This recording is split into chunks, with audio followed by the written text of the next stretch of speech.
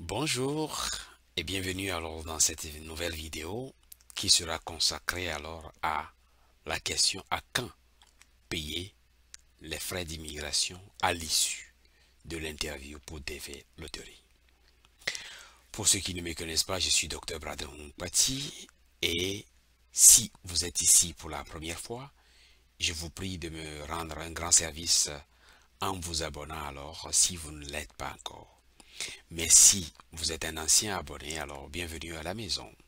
Si vous êtes donc prêt, alors allons-y pour ce sujet-là. Généralement, quand on va à l'interview, le consul ou l'agent consulaire conseille ou recommande à l'immigrant de payer alors les frais d'immigration aussitôt. Ceci n'est pas une obligation ni une injonction de payer coûte que coûte avant de quitter votre pays d'origine. Et pour preuve, ceux qui ont des cartes de guichet automatique avec Visa ou Mastercard, ils peuvent payer même depuis leur pays.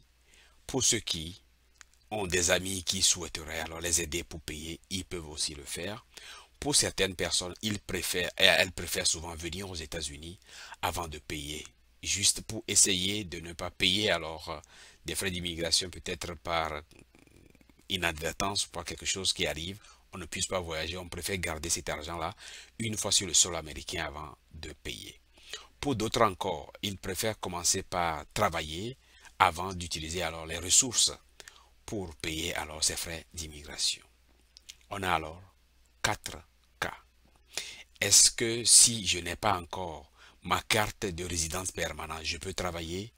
Oui, il suffit que vous ayez alors votre carte de sécurité sociale qu'on appelle souvent ici Social Security Number que vous devriez en principe recevoir en principe 2 semaines après votre arrivée avec le tampon DV1 ou DV2 dans votre passeport qui est souvent valide pour au moins un an.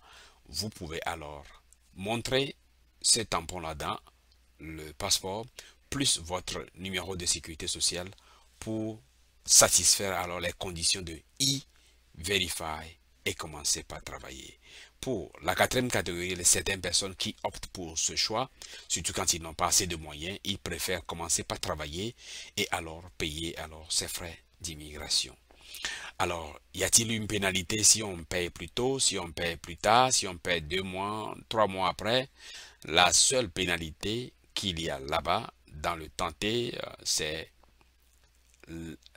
la rapidité d'avoir la carte de la green card. Et aussi l'utilité que cela revêt si on payait plus tôt, quand on a peut-être besoin d'avoir du permis et qu'on va alors faire ce permis avec le passeport, on va avoir alors une durée de validité qui est dictée par la validité qui est dans le passeport. Alors que si on amenait la green card, on peut bien avoir un permis de conduire dont la validité est plus longue. Alors c'est les deux observations que nous pouvons faire, mais d'entrée, quand le consul vous dit qu'il faut payer, c'est juste par amour et qu'il vous rappelle que c'est important de payer pour ne pas alors retarder l'obtention alors de votre carte de résidence permanente. J'espère que cette petite vidéo a pu clarifier les confusions que les uns et les autres ont et qu'ils posent toujours les mêmes questions. Le consul m'a dit de payer, est-ce que si je ne paye pas, je serai pénalisé? Non, vous ne serez pas pénalisé du tout.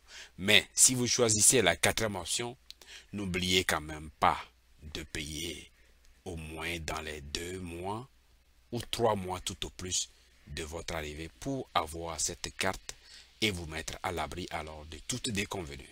J'espère que vous avez trouvé alors cette vidéo utile. Si c'est ça le cas, n'oubliez pas de l'aimer et de partager. On va se retrouver alors dans la prochaine. Merci beaucoup.